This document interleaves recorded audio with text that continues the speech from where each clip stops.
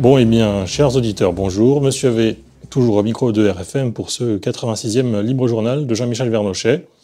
Je suis en compagnie de Monsieur Vernochet. Bonjour à vous.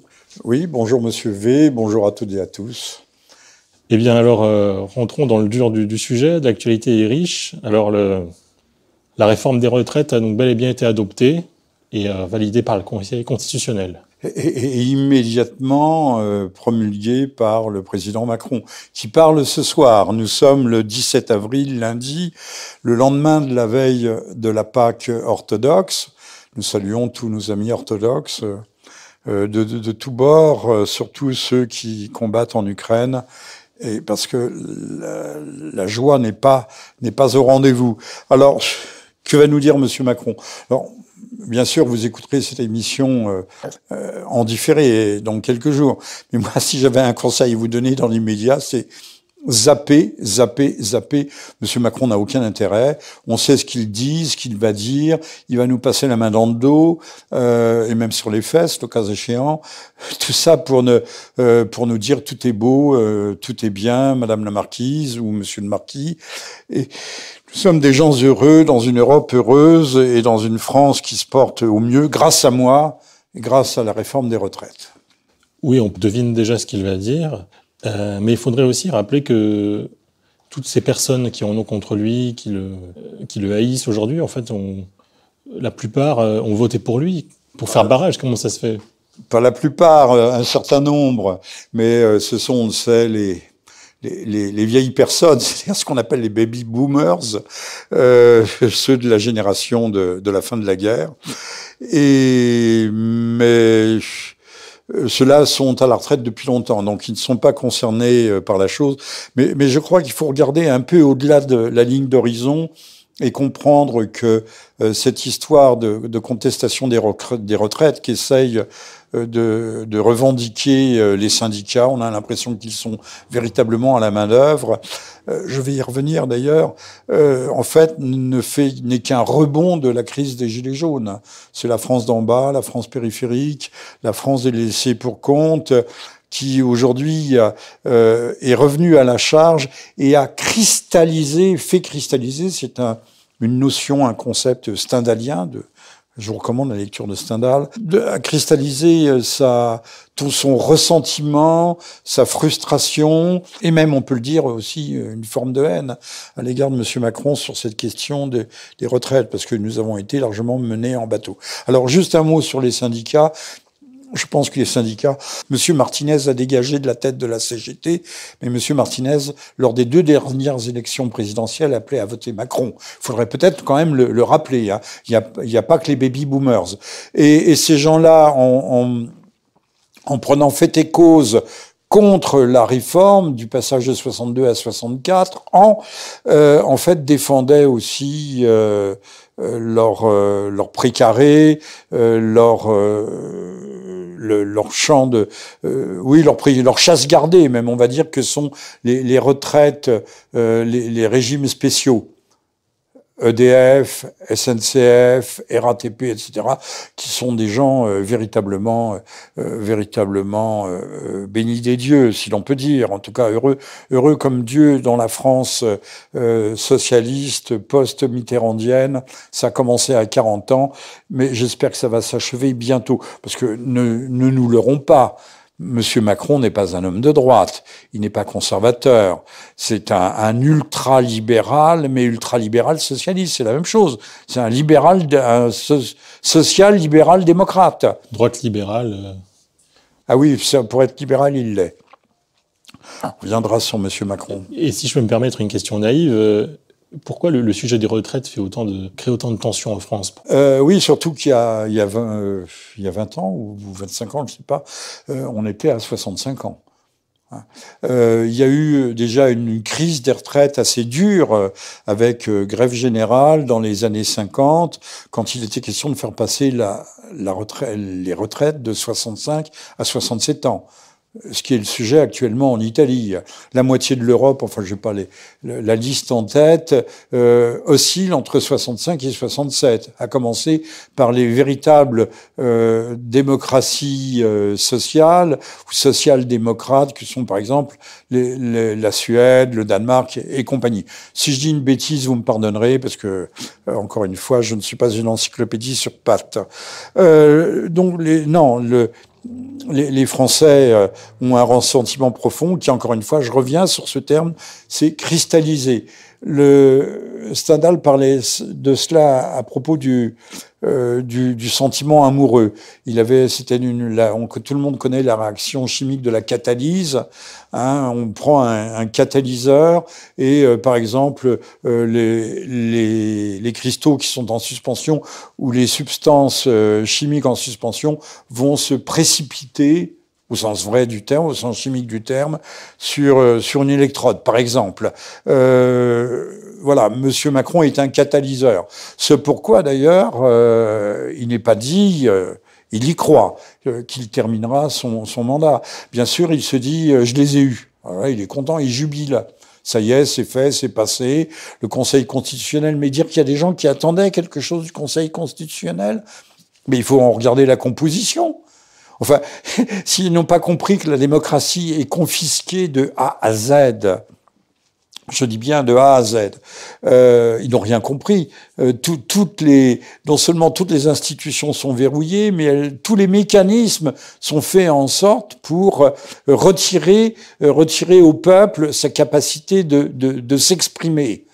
Alors là-dessus, il y a une chose à dire. Déjà, en France, ce qu'on appelle le mandat impératif n'existe pas. C'est-à-dire, vous pouvez pas aller voir le candidat député en lui disant êtes-vous d'accord sur tel ou tel cahier des charges parlementaire. Non, il se fait élire avec un chèque en blanc et il en fait à sa tête. C'est-à-dire qu'il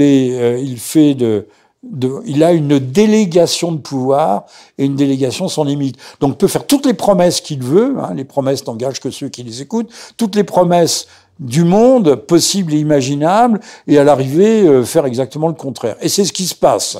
Et mais ça, donc, ce n'est pas la démocratie. Mais dites-moi où est la démocratie. En tout cas, la démocratie, elle s'est certainement terminée. C'était un lundi, il y a 15 jours, quand le coup près du 49.3 est tombé et a fait passer la loi. Ça sert à rien qu'il y ait des débats pendant 6 mois au Parlement, enfin, ou la navette parlementaire entre le Sénat et la Chambre. Si à l'arrivée, il y a quelqu'un qui tranche, Madame Borne, mais enfin, elle aussi, elle sera retranchée à un moment ou un autre. C'est un fusible et les fusibles, par destination, sont faits pour sauter. Donc, c'était joué à l'avance. C'est pourquoi le brave peuple, le populo, le peuple sympa, demande le RIC, le référendum d'initiative citoyenne, en pensant qu'il faut revenir à la démocratie directe. Et la démocratie directe, c'est le référendum. Certains appelleront ça le plébiscite, qu'avait institué De Gaulle, je crois que c'était en 62, pour l'élection présidentielle. Mais personne ne veut du RIC. Alors, j'entendais des gens quand même relativement compétents sur CNews ou une petite Eugénie Bastier qui confondait RIP et RIC. Là, si on est reparti, il va nous dire ce soir, j'accepte le RIP. Mais le RIP, c'est un truc imbitable, ça dure 6 mois, 1 an, et à l'arrivée, ce que ne dit aucun de ces journalistes, moi je vous le dis, hein, à l'arrivée, même si vous avez eu les 4 millions ou 4 500 000 signatures, si vous avez eu les 200 ou 300 députés qui est signé, tout est en ordre, tout est ficelé, eh bien, le pouvoir a la capacité d'un classement vertical, c'est-à-dire d'envoyer ça à la poubelle, de ne pas en tenir compte. C'est à la pure convenance, à la pure discrétion du gouvernement de savoir si on met le RIP en œuvre dès lors qu'il est passé, qu'il a suivi cette espèce de course d'obstacles infernale, c'est un parcours du combattant, et donc comme ça, M. Macron se donne 1 an et demi, voire 2 ans de respiration, pendant qu'on va faire tirer la langue à tous ces braves gens en croyant qu'il y a une solution dans le RIP, référendum d'initiative partagée, hein, et non pas dans le RIC, de l'eau coulera sous les ponts. Souvenons-nous que ce RIC, pour l'appel, on peut retrouver mes vidéos sur la toile. J'avais été porte-parole du RIC pour le RIC en 2009 lors des élections européennes. Ça n'avait évidemment rien donné.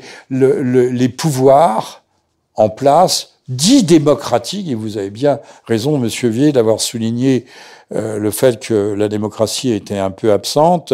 Elle répondait aux abonnés qui ont décroché depuis longtemps, se méfie du référendum. Ils détestent le référendum. Il n'y a jamais de référendum sur les questions importantes. Il n'y a jamais eu de référendum sur que ce soit sur l'avortement, sur l'immigration massive, les portes de la ville 10 ouvertes en grand à la submersion du tiers-monde. Mais il y a 1 milliard de malheureux en Afrique. Hein. Va-t-on accueillir toute la misère du monde? La question est là. C'était Rocard qui l'avait posée, mais ça n'a jamais eu de suite, évidemment. Ni sur... j'ai parlé de l'avortement, je parle de l'immigration massive ou la peine capitale.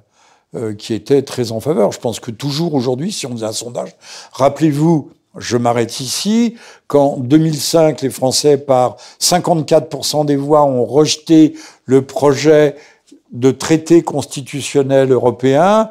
Monsieur Sarkozy, par un coup de force, en réunissant les deux chambres, le Sénat et les députés en Congrès, a fait passer le fameux traité, ratifié le fameux traité de Lisbonne.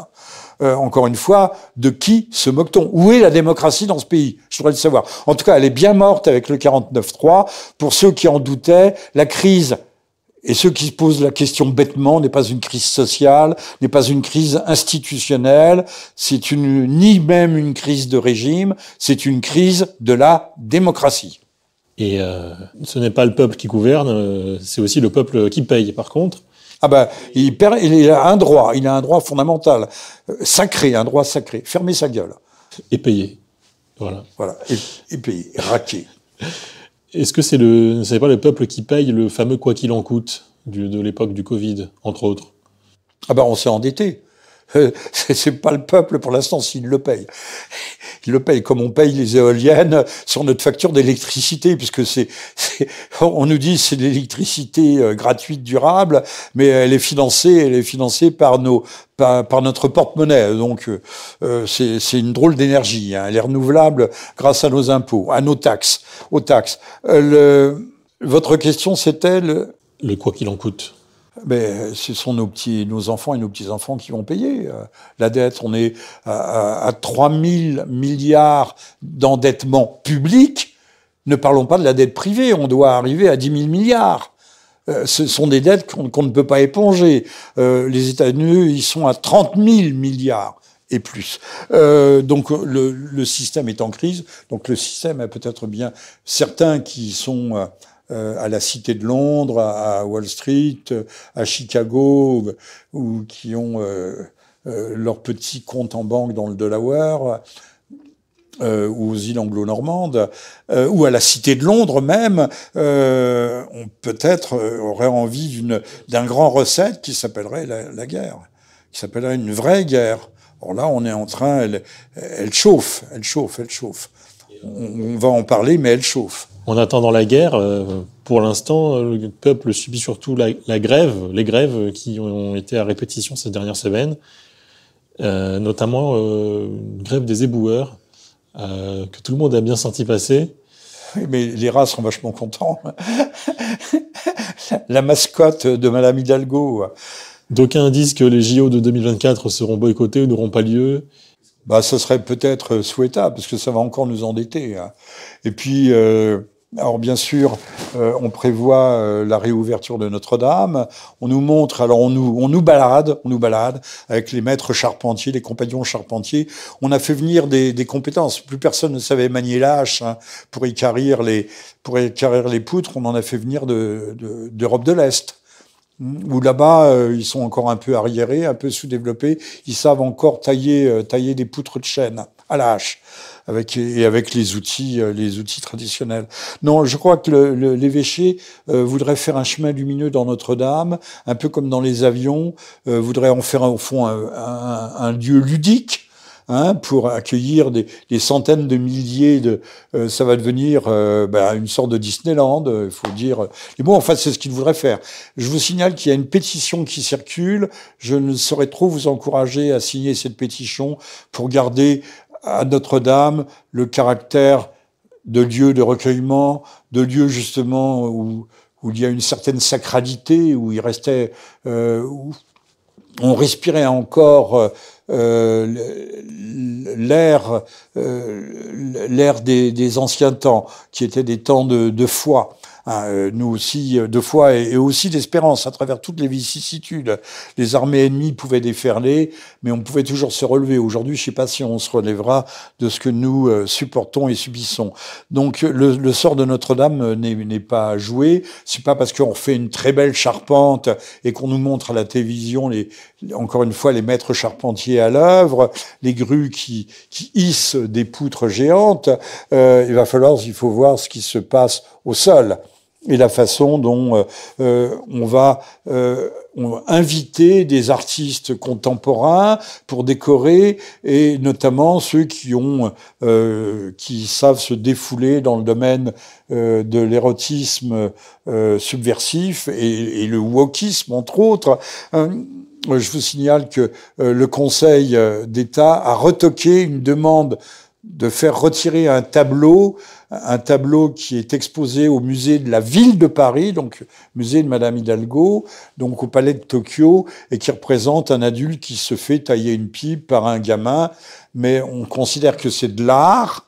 Ça c'est de l'art, ça c'est du véritable art. C'est pas choquant, alors que il n'y a pas d'interdiction, c'est évidemment libre accès à tous les mineurs. Mais maintenant, ce même type de pratique s'enseigne dans les écoles, puisqu'il y a eu, on a vu passer une infirmière en l'absence de l'enseignant. Alors je sais pas ce que l'infirmière faisait là, expliquait que les petits garçons peuvent utiliser les fesses des petites filles, que les petites filles peuvent tailler des pipes justement aux petits garçons pour leur faire plaisir. C'est ce que l'on enseigne. On n'enseigne pas à lire et à écrire. Non, ni à compter. Ni même un peu d'histoire. Moi, je pensais qu'on était dans le mouvement MeToo et qu'il fallait au contraire ne pas toucher sa voisine. Les deux sont compatibles. Tout cela nous vient des États-Unis. Les États-Unis, c'est le pays du puritanisme. Mais le puritanisme cohabite, au sens ancien, cohabite très bien avec la pornographie, avec l'obscénité, à croire que c'est l'autre face. Je rappelle que Las Vegas, capitale du jeu et de l'argent, a été fondée par des Mormons.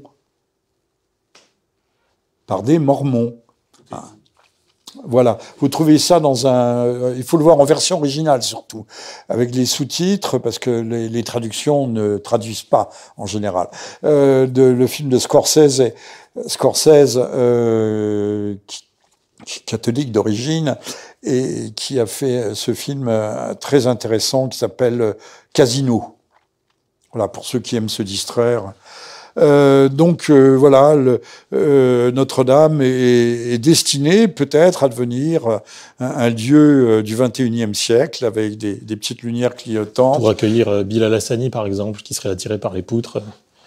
Écoutez, ce que vous dites n'est pas absurde, puisque Bilal Hassani devait donner un concert dans une église, je ne sais plus où, et qu'au dernier moment, quand même, il y a eu une levée de bouclier. On a trouvé que aussi sympathique et transgenré que soit Bilal Hassani, il n'avait peut-être pas sa place dans un lieu de culte. Parce que on a une Sonia Mabrouk, très très très très gentille, qui nous fait toute une tartine sur le sacré, mais de de quel sacré parle-t-elle? Ça, il s'agirait... Enfin, si, moi je le sais, mais son sacré n'est pas le nôtre. Vous remarquerez qu'on a dévasté, mais littéralement dévasté à Angers une église. Des statues en pierre, pas en plâtre, ont été littéralement massacrées. C'est pas une, c'est une dizaine. Si on avait fait ça dans un cimetière comme à Carpentras, on aurait eu la France entière qui aurait déferlé dans les rues.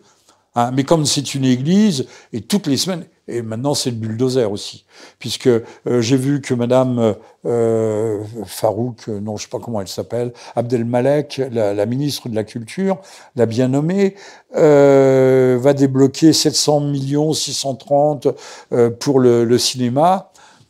Pour faire des films, notamment, qui font 2, 3, 4 000, 5 000 entrées.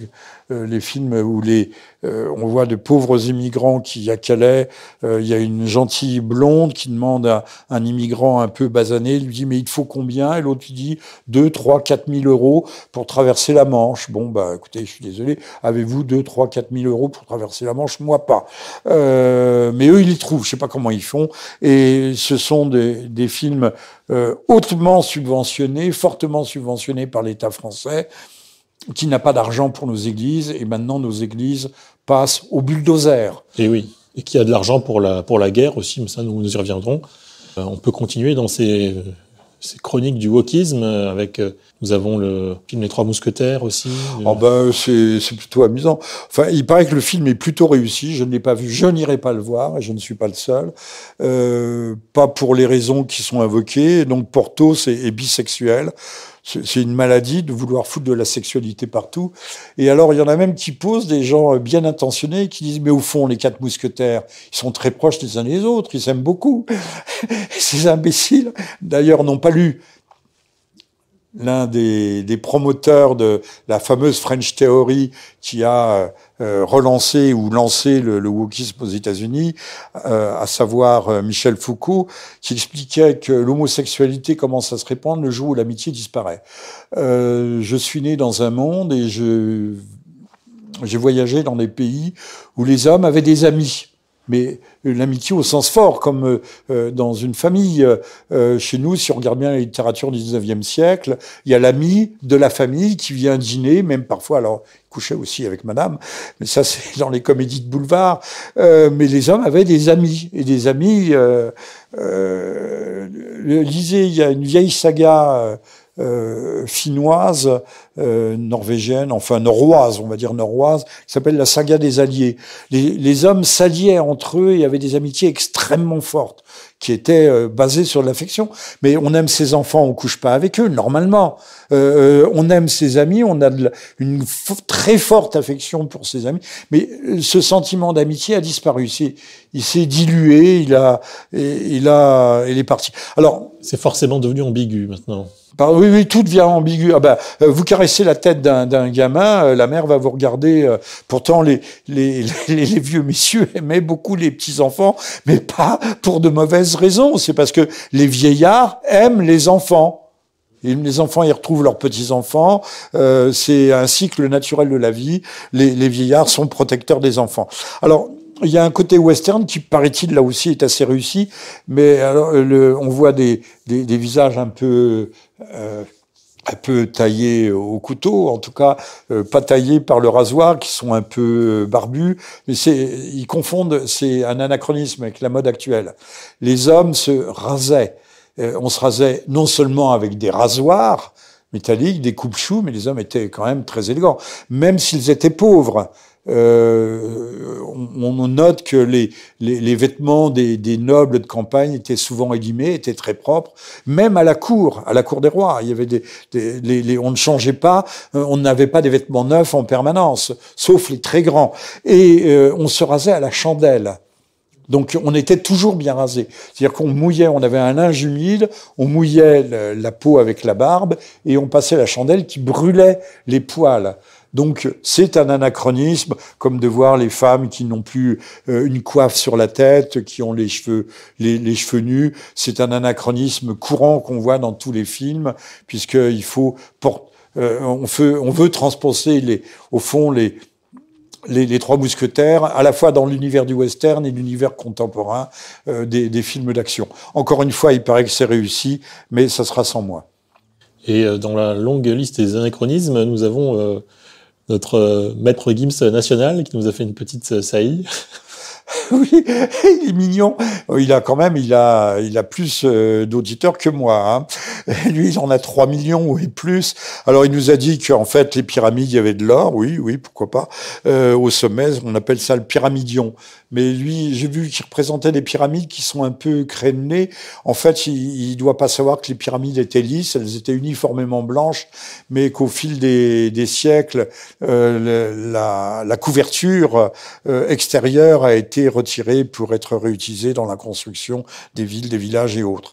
Et c'est pas nouveau. Ça a commencé il y a 40 ou un demi-siècle presque aux États-Unis avec Black Athena. Alors, il est vrai qu'il y a eu pendant un peu moins d'un siècle, je crois que c'était entre le 8e et le 9e, ou le 9e et le 10e, les royaumes de Couche étaient descendus, c'est-à-dire les Couchites, qui étaient des Nubiens, étaient devenus pharaons. C'est une période. Il suffit de regarder, il y avait un documentaire intéressant sur un papyrus médical. On voit les scribes. Les scribes n'ont pas des têtes d'Africains. Hein. Ils ont la peau un peu rôti par le soleil, mais pas plus. Donc il nous a dit qu'au fond, selon le titre Black Athena de ce livre américain, montre qu'en fait les Égyptiens étaient descendus jusqu'à Athènes et que toute la culture grecque, Athènes, hellénique était une culture africaine. Et c'est vrai, on va pas quand même tirer à boulet rouge sur Monsieur Guim. Ça fait des décennies et des décennies que des gens comme Coppens du Muséum d'histoire naturelle, mais toute une école, fait descendre toute l'humanité européenne d'abord de l'Homo erectus. Homo erectus, ça veut pas dire, c'est pas du wokisme, ça veut dire qu'il est debout. Puis de l'Homo sapiens, qui serait arrivé par Israël, par le Proche-Orient, il n'y avait pas d'Israël à l'époque, hein, ni de Palestine, serait arrivé par là, et en fait aurait ensemencé toute l'Europe. C'est vrai qu'on trouve parmi les plus vieux squelettes de la planète, enfin les plus vieux hominidés de 3 millions d'années, ça se trouve aussi bien dans la vallée du Grand Rift africain, c'est-à-dire du côté de l'Éthiopie. Le Rift africain, c'est les plaques qui se séparent, et puis également maintenant en Afrique du Sud. Mais on trouve aussi en Tunisie, au Maroc, des fossiles humains extraordinairement anciens qui invalident complètement la thèse que on serait descendu d'un ancêtre unique qui s'appelait Lucie. C'était une africaine calipige. Calipige, ça veut dire qu'il y a de belles fesses. Et qui était toute petite, hein, c'était un petit hominidé. Et des australopithèques qui hantaient les savanes de ce coin-là. Alors que, c'est comme un peu le Big Bang. On commence à se douter qu'il y a eu aussi des vagues de population qui sont arrivées de l'Est par l'Asie. Dans le Caucase, on a trouvé des crânes qui remontent à 2, 3, 4, 3 millions d'années, aussi à une époque où et je m'arrête là-dessus, Homo sapiens n'était pas encore parvenu pour manger, parce que je pense que s'il y en a qui sont arrivés d'Afrique, ils ont décimé nos ancêtres directs qui étaient les Néandertaliens. On a retrouvé notamment en Espagne des os qui avaient été visiblement dévorés, gratouillés, cassés pour en extraire la moelle. Et c'est les Néandertaliens, l'homme de Néandertal qui en avait fait les frais. Voilà. Alors, donc, Maître Guim repassera. La seule unique race primitive n'est pas la race noire, contrairement à ce qu'il pense. C'est bien, ça lui fait plaisir. Mais c'est dans l'air du temps, dans le wokisme, puisque c'est ce qu'on appelle à la fois l'indigénisme, ça entre dans le cadre du décolonialisme et du racialisme. Bon, Mais le suprématisme de maître Gims sera purement intellectuel et virtuel, parce que la réalité est quand même tout autre, et on finira bien par se cogner le front contre ce mur de la réalité. Enfin, en tout cas, je l'espère. Et oui, maître Gims qui a certainement confondu l'homo sapiens avec l'homo sapologue. J'avais peut-être encore un mot à ajouter sur les retraites. C'est un sujet intéressant. Il est bien évident que il doit y avoir toute une grille et une liberté, une faculté de prendre sa retraite au moment, même si on exerce un métier non pénible, on peut avoir un parcours de santé, des accidents de santé qui font qu'on doive se retirer. Donc on doit trouver des aménagements. C'est certain. Mais encore une fois, il me semble que tout le débat sur la retraite a été biaisé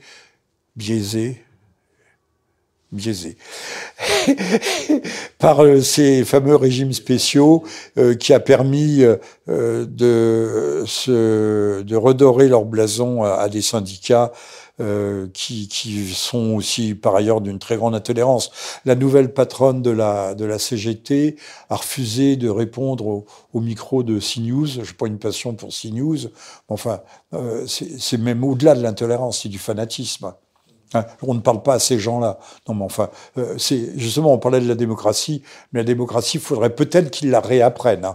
Oui, alors je rappelle, si vous ne le dites pas, que nous sommes le lundi 17 avril. Monsieur Macron parle d'ici une petite heure, mais nous ne l'écouterons pas, en tout cas pas moi, et que nous sommes dans le 86e libre journal de Jean-Michel Vernochet sur ERFM. Voilà. En parlant de Macron, il a récemment fait une déclaration sur la souveraineté européenne à La Haye. Oui, alors, là, c'est important. Là, il revenait de Chine, ce type passe son temps à se balader, aux frais de la princesse, parce que les avions, ça coûte cher. Les nôtres, même s'ils sont les nôtres, avec notre propre kérosène. Il est extraordinaire. Alors, ce qu'il y a, il faut pas tomber dans le panneau, là, non plus. Tout le monde dit, je suis d'accord avec lui, souveraineté européenne. Mais non. L'Europe n'existe pas. Qu'est-ce que la souveraineté? On revient à l'origine du projet américain d'Europe, qui veut une Europe de la défense. Mais l'Europe de la défense on oublie une chose: si on fait une souveraineté, donc une Europe de la défense, ça veut dire que la France devra remettre son arsenal nucléaire dans le pot commun, qu'elle n'aura plus aucune indépendance. Mais la souveraineté européenne, elle existe déjà à travers le temps. Cette Europe de la défense. Et les Américains n'ont de cesse que de nous faire partager le fardeau, burden, en anglais, sharing burden, partager le fardeau de la dépense militaire. Ce que nous faisons relativement modestement, mais significativement malgré tout, en Ukraine, puisque ce sont les Allemands, les Anglais et les Polonais qui assument la plus grande part. Donc la souveraineté européenne ne veut rien dire. L'Europe n'est pas un État. L'Europe n'est même pas une confédération, c'est-à-dire une fédération de nations, une fédération de peuples autonomes, indépendants. C'est rien, c'est un machin, et c'est un machin qui n'est que le vestibule du mondialisme. L'Europe n'existe que pour nous dissoudre. Et c'est ce que ne veulent pas comprendre tous ceux qui continuent à dire et à écrire « Monsieur Macron est incompétent, son équipe est incompétente, ce sont des imbéciles, ce sont des demeurés ». Ce ne sont pas des demeurés du tout. Ils appliquent même pas un cahier des charges. Ils appliquent stricto sensu la logique de dissolution des nations dans ce magma, d'abord le magma européen, avant que ce soit le magma mondialiste. Voilà. Donc, pas de souveraineté européenne, sauf vraiment à la définir stricto sensu, et dans un cadre qui soit pas le cadre de l'Union européenne. J'ai publié autrefois un recueil de textes importants. Il y avait le prix Nobel Allais, Maurice Allais. Oui, je voulais pas faire un lapsus avec Alphonse Allais, que j'ai beaucoup aimé dans ma jeunesse, qui était un pharmacien et qui, à mourir de rire. Il voulait mettre la ville à la campagne, et utiliser le Gulfstream pour faire les sardines en boîte. Bon, Maurice Allais. Maurice Allais, entre autres, il y avait le général Gallois, mais des noms tout à fait prestigieux. Il y avait même Monsieur Dupont-Aignan, dont j'avais réécrit le texte et qui n'a jamais cru bon de me dire merci d'ailleurs pour ce texte. Et ce manifeste s'appelait « Manifeste pour une Europe des peuples ». Bon, ce que veulent les gens comme Macron, c'est une fédération, mais ça n'en prend d'ailleurs même pas le chemin, et encore moins une confédération, ce qui a été la confédération helvétique avant d'être une fédération, et pour ça, il faut du temps. Voilà. Oui, Monsieur Macron, je l'ai dit, rentré de Chine. Tout le monde remarquera que Monsieur Macron est un voyou. Je pèse mes mots.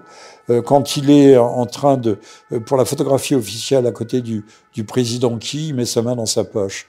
Il y a un journaliste qui a dû lui faire... alors, il fait un sourire un peu coincé. Mais enfin, seul un petit mec, un mecton, met sa main dans sa poche quand on est à côté d'un des grands empereurs du monde. Parce que Monsieur Xi est un grand empereur. C'est un empereur moderne, mais c'en est un quand même. Lui, au moins, il représente quelque chose. Même si la population de la Chine est vieillissante. Ce qui veut dire que Monsieur Xi n'a pas beaucoup de temps pour récupérer Formose, Taïwan. Voilà. Eh bien, justement, il fallait parler de Formose, Taïwan. Aujourd'hui ou hier, il y avait, jour de la Pâque orthodoxe, ou avant-hier, il y avait le ministre, pour la première fois, le ministre de la Défense chinoise qui était à Moscou. Les Russes, j'allais dire les Soviétiques, les Russes ont lancé une très grande inspection de leur flotte du Pacifique, et c'est pas une mince petite flotte, hein, c'est une vraie flotte, et qui est en fait quasiment en état de préalerte. Donc ça sent le roussi de ce côté-là. Ça sent le roussi, d'autant que les événements entre l'Ukraine et Taïwan, les éléments sont les situations sont liées. Il y a des proximités qu'on ne peut pas ignorer. Notez que Monsieur Xi, qui a fait des grands sourires chinois, qui a reçu il n'y a pas de cérémonie du thé, mais pour un thé au petit gâteau, Monsieur Macron, au bord d'un joli bassin. Je ne sais pas s'il y avait des carpes dedans. Le lendemain du départ de Monsieur Macron, lançait des opérations d'encerclement naval de Taïwan qui étaient tout à fait extraordinaires. Enfin, c'est des gesticulations. Je pense que les Chinois veulent tout sauf détruire Taïwan, puisque c'est Taïwan qui produit les semi-producteurs dont toute la planète a besoin. Aussi bien la Silicon Valley, l'Europe, tout le monde. Donc, il ne s'agit pas de gesticulons, et sachons aussi que par centaines de milliers, voire pas millions, les Chinois vont se rendent à Taïwan chaque année, et réciproquement, les Taïwanais vont sur le territoire continental. Voilà. Donc, je me prononcerai pas. À la limite, c'est un faux problème.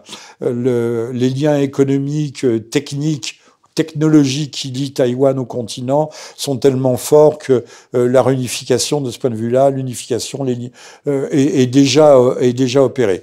Si ce n'était la volonté des États-Unis de mettre un peu d'huile sur le feu. Vous pensez que Taïwan pourrait être une nouvelle Ukraine ? Non, parce que les combats devraient s'arrêter assez rapidement. Je ne pense pas. Mais il peut y avoir des tensions, que ce soit avec la Corée du Sud ou avec le Japon.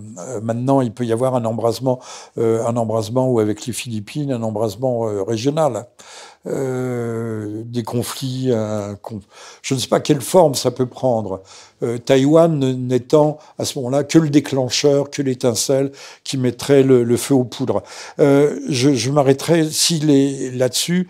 Si l'Amérique s'est aussi retirée du Vietnam, alors que la guerre était perdue en 72, c'est parce que il y avait une théorie, je n'en ai pas retrouvé la trace, une grande théorie stratégique qui disait qu'on pouvait encercler le Heartland, c'est-à-dire l'Eurasie, donc le bloc eurasiatique, Russie, Chine, par la mer, et c'est la théorie des îles, la doctrine insulaire, Taïwan fait partie de ces doctrines insulaires, fait partie d'une sorte de rimland. Rim, ça veut dire l'anneau qui ceinture, encore une fois, le grand espace géostratégique eurasiatique. Bon, ça c'est pour ceux qui s'intéressent à la chose.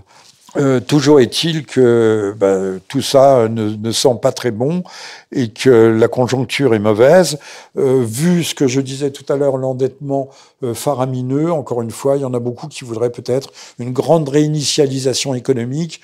Je renvoie à un livre de ce fou qui était bon écrivain de Georges Bataille, qui s'appelle La part maudite, qui est un traité d'économie politique, où il explique que les Indiens, les Tlingits, les Kwakults de la côte pacifique pratiquaient au moins une fois l'an ce qu'on appelle le potlatch, c'est-à-dire la destruction massive des biens, des richesses, des esclaves qu'on égorgeait, etc. J'aime pas les gens qui disent etc. Et donc il fallait une destruction périodique des excédents pour remettre les choses en place, aussi bien des humains.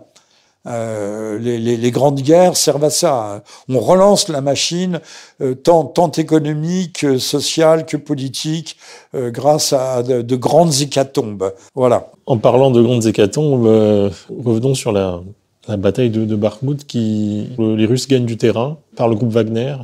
Enfin, Bakhmout est virtuellement ou potentiellement encerclé.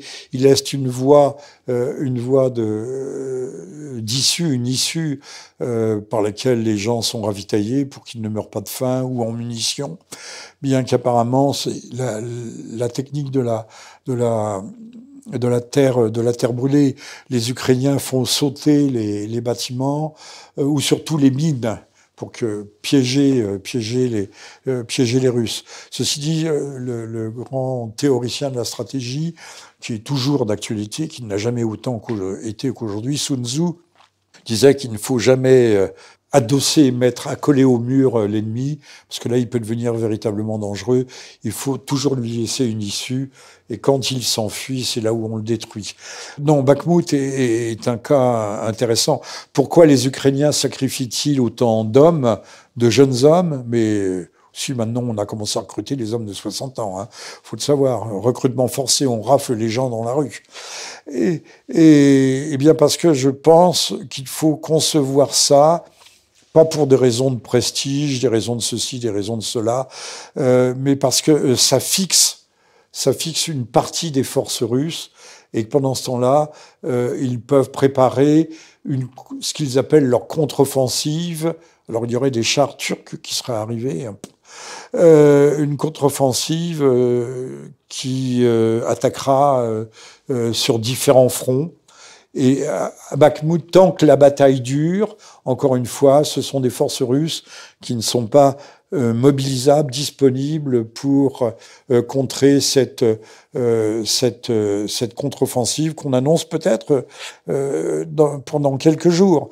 Alors que les Américains ont été très habiles, ils ont lâché un énorme ballon, soi-disant du piratage d'une base ou d'une banque, plutôt d'une banque de données, par un jeune gars aussi. Je sais pas comment il avait pu y avoir accès, parce qu'il faut quand même des mots de passe, et pas n'importe lesquels.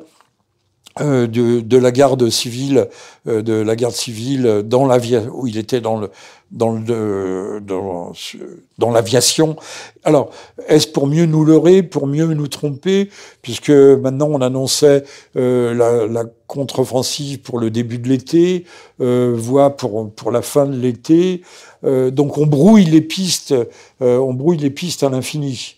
Il y avait là aussi, je renvoie au cinéma, mais il y avait un roman, les Alliés, les Anglais avaient lâché un cadavre à partir d'un sous-marin sur les côtes d'Espagne et qui avait une serviette contenant des documents signalant que le débarquement allié allait avoir lieu sur telle ou telle côte, donc très éloigné des côtes normandes, et les Allemands s'y sont apparemment laissés prendre.